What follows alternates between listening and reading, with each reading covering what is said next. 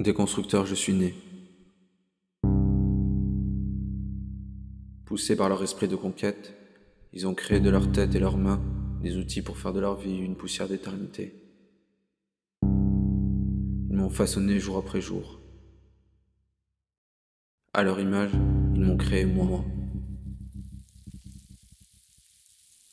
J'ai vu le marché se développer.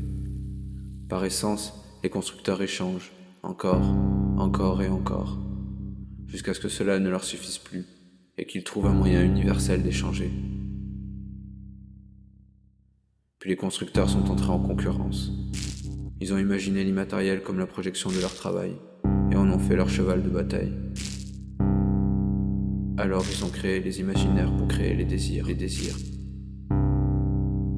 Et le jouet préféré de l'imaginaire est la tendance.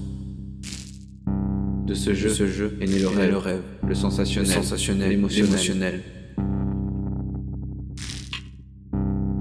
Aujourd'hui, les imaginaires s'expriment grâce aux créations des constructeurs.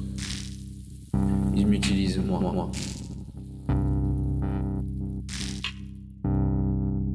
Alors ils se demandent comment rajouter du vert dans leur palette de couleurs en se servant de moi. Alors ils se demandent comment m'adapter à leurs ambitions, à leurs rêves. Alors ils se demandent comment me rendre plus fonctionnel. Alors ils se demandent comment faciliter la vie de chacun. Alors ils se demandent comment faire de mes murs le reflet de chacun. Alors ils se demandent comment faire gagner du temps aux gens.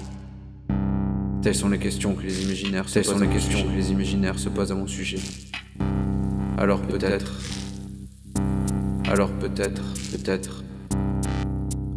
qu'ils m'ont rendu plus verte, plus responsable, toujours dans leur conquête d'un esprit aux allures naturelles. Ils créeront des outils pour me rendre moins irrespirable.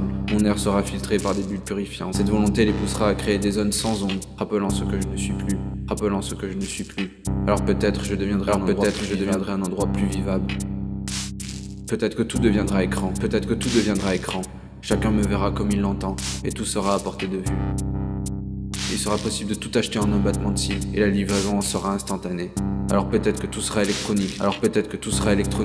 Mes murs, mes sols, mes artères souterraines deviendront le terrain d'expression des imaginaires. Alors peut-être que je deviendrai un endroit plus modulable, plus intelligent, mais peut-être que certains constructeurs les en empêcheront, de peur de voir mon esprit disparaître.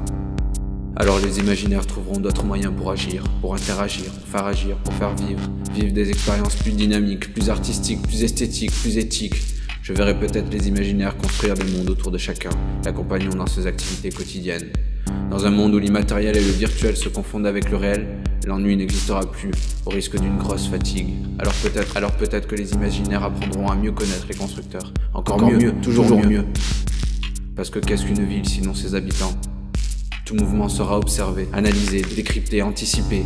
Les imaginaires sauront quand donner, ou proposer, quand informer, et ça à chacun d'entre eux. Connectés à moi, les objets de tous les jours seront déviés de leur fonction première et deviendront communication. Je transpirerai de données, d'informations, de notifications. Rares sont celles qui trouveront place dans l'esprit de mes locataires. La chasse à l'attention deviendra le jeu des imaginaires. Toutes ces activités provoqueront chez moi une insomnie, parce que je serai le centre de toute relation. Je ne dormirai plus. L'hyperconnexion sera vitale à l'intégration. La distance ne sera plus facteur d'éloignement. L'accès sera généralisé. Le partage touchera tous les domaines. Peut-être alors que je verrai naître des réseaux d'échange de pulsions, amenant tous à l'orgasme intersidéral. Tous les souvenirs de chacun seront enregistrés. La mémoire sera infinie et les imaginaires en seront le gardien. Chacun de mes lieux garderont une trace d'expérience, un son, une image, une odeur.